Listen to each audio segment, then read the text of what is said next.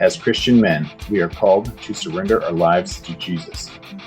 To surrender to Jesus means to give in, not to give up. We are called to use our strengths, abilities, and opportunities to grow and prosper. We are called to strengthen ourselves, our families, and our communities. We are called to be disciplined, courageous, and honorable. This is Surrendered Strength. Hey, what's up, everyone? Welcome back to another episode of the Surrendered Strength Radio. I'm your host, Nylan Lansing, and I'm glad to have you as you join me in honoring and glorifying God and becoming disciplined in your life, in every area of your life. And by doing so, we honor and glorify God. And that is the mission of Surrendered Strength. Not just the podcast, but also in coaching and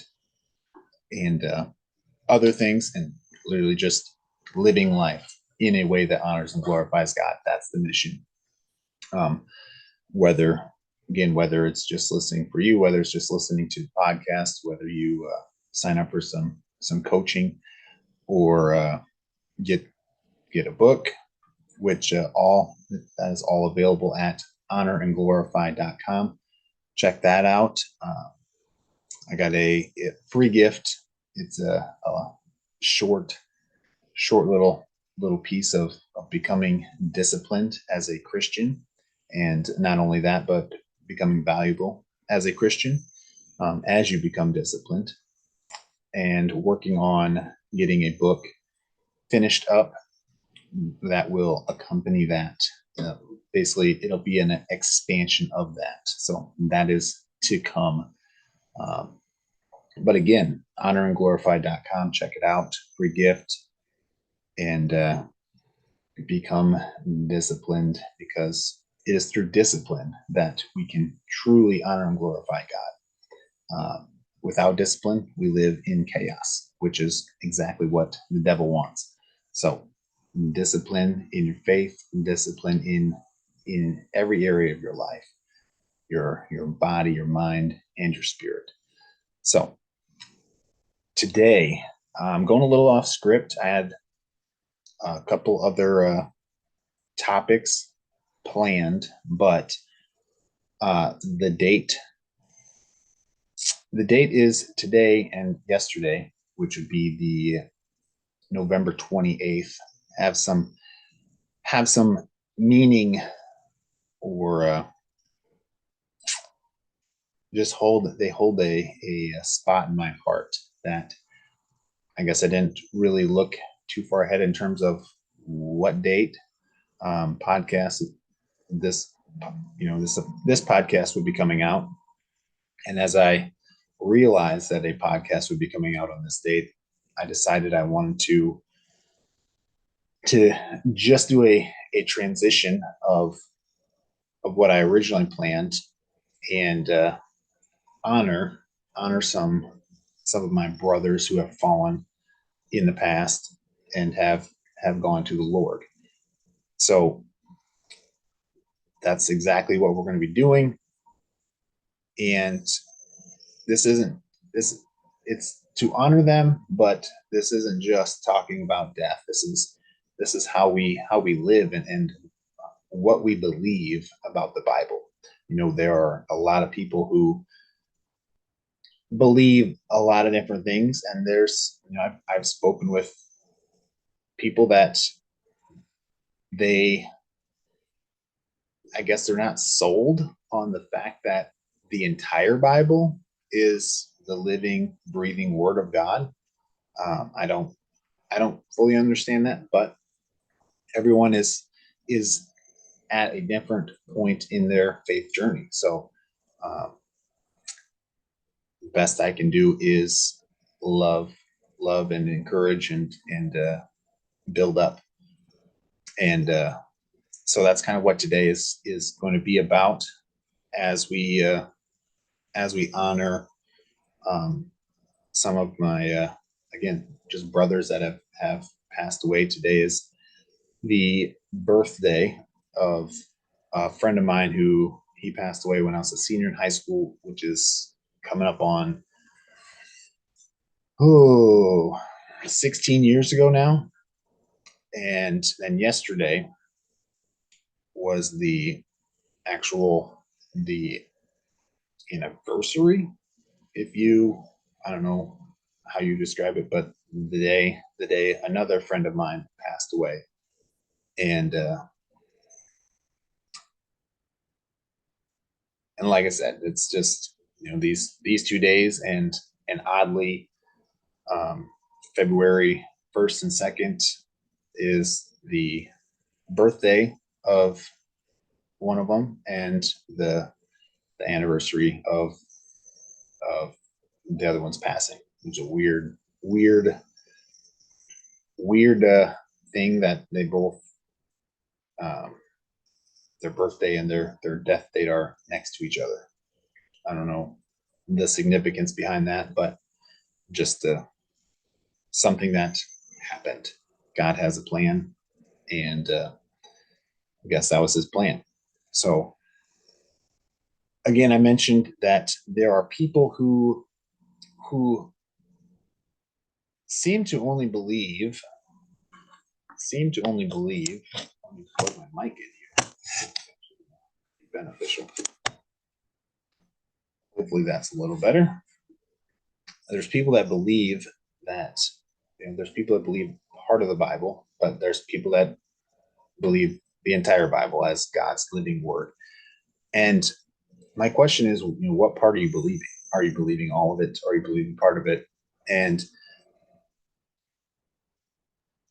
part of this topic comes from the passing of my buddies. As you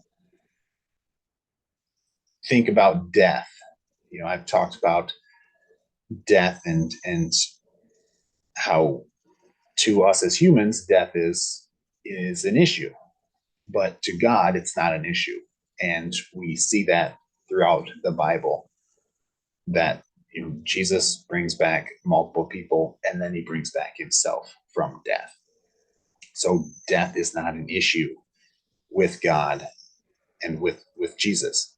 But a lot of people struggle with that, and it is painful to lose a loved one, be it a friend, a family member, or whatever. It's painful, but we need to understand that the promises that we've been given through the Bible are true, and we need to trust them. And again, I'm not saying it's going to take away pain of losing a loved one, but it it will definitely comfort us and guide us.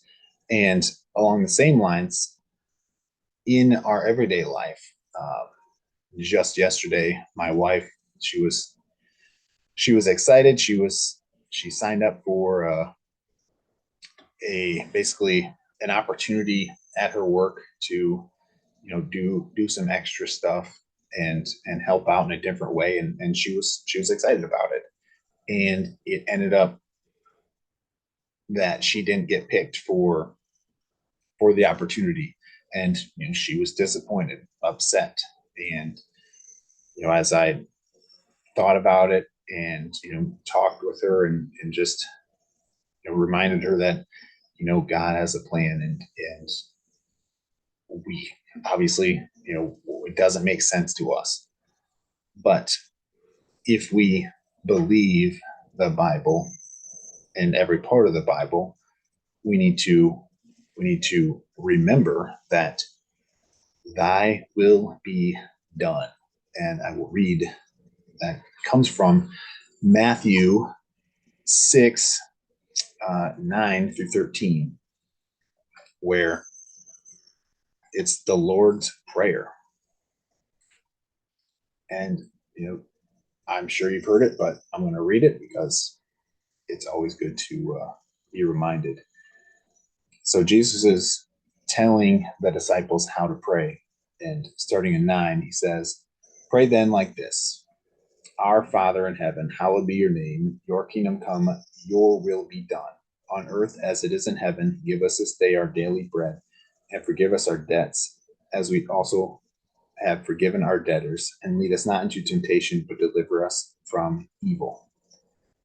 So it says in there, verse 10, your kingdom come, your will be done. Your will be done. Do you believe it? Do you believe that the will of God will be done? If you do, then setbacks or losses of loved ones aren't going to be as disheartening. Um, again, you can still be disappointed, still feel grief, still feel the pain of loss and the pain of disappointment.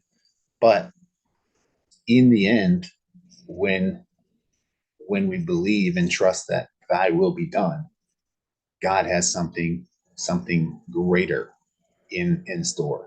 And when something happens that we don't understand, for example, the story of my wife, she had more experience than a couple of people that were chosen combined, and there's just things that it didn't make sense that she wasn't chosen when other people were. And we need to trust that God's will be done.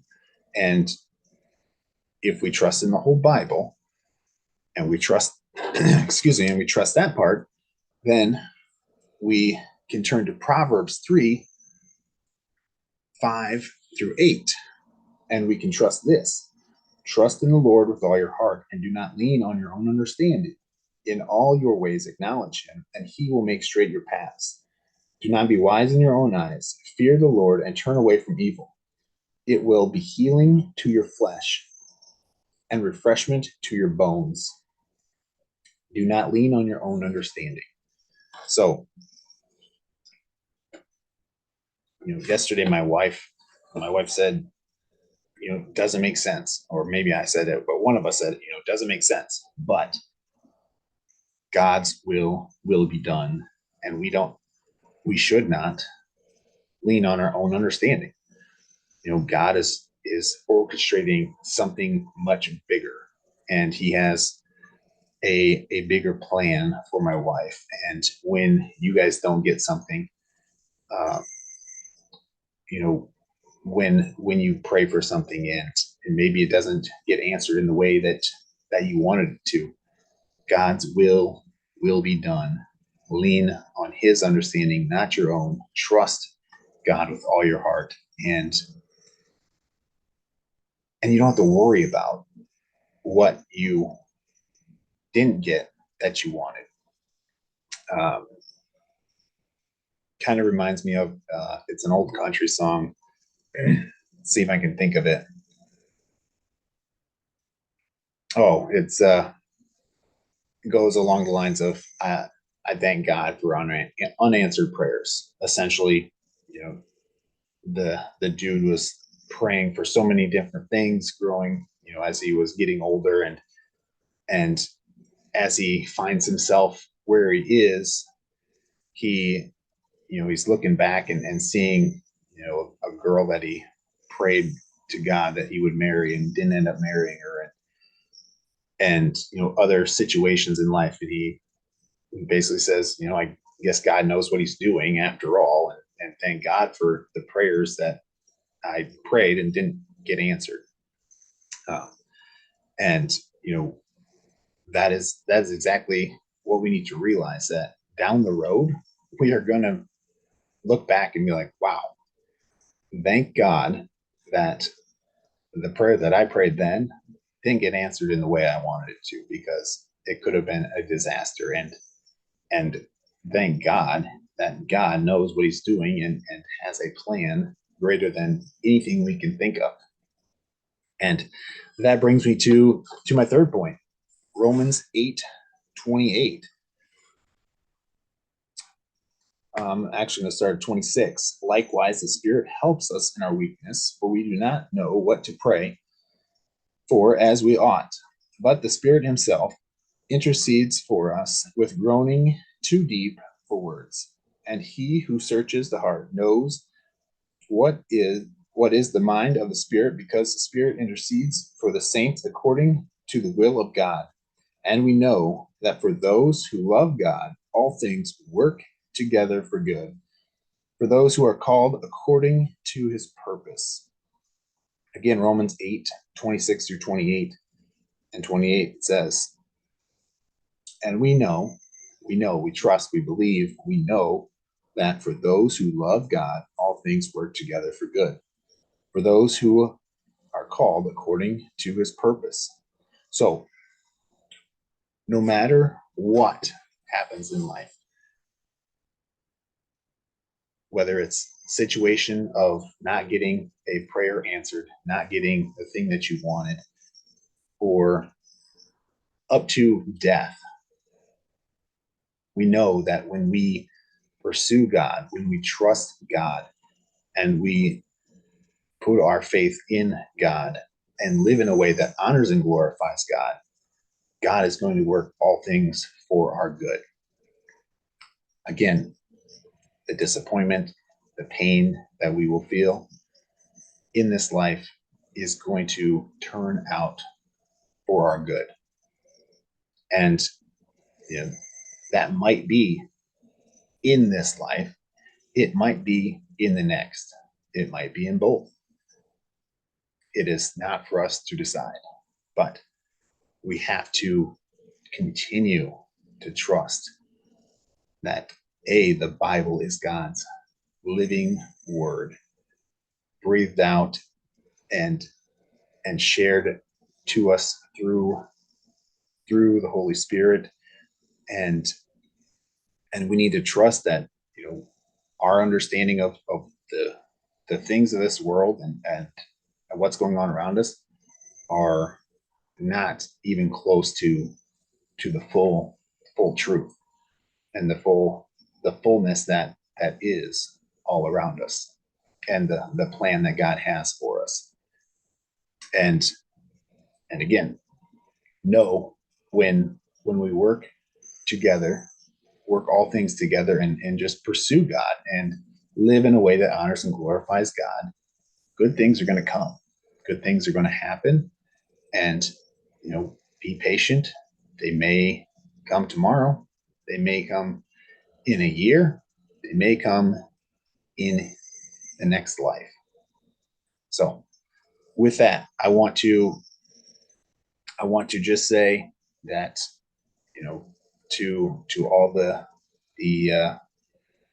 people we have lost along the way, especially Jacob Langerman and Brent Thomas, my friends, my buddies that spent a lot of time with in high school, playing football and just hanging out. I will see you guys again. And for those of you who have lost people, remember, God is the God of life and eternal life, and you can see your loved ones again. And when things don't work out as planned, when you wanted something and you didn't get it, trust God's plan and just continue to live in a way that honors and glorifies God. Because when you do that, all things will work for your good. And really, that's it. There's nothing else I can say that I haven't said. Just continue to love God, continue to honor and glorify God, and to love the people around you. Thanks for listening. Connect with me on Instagram and Facebook @Surrendered Strength. Be sure to subscribe, like, and share, and live the Surrendered Strength Code: discipline, courage, honor.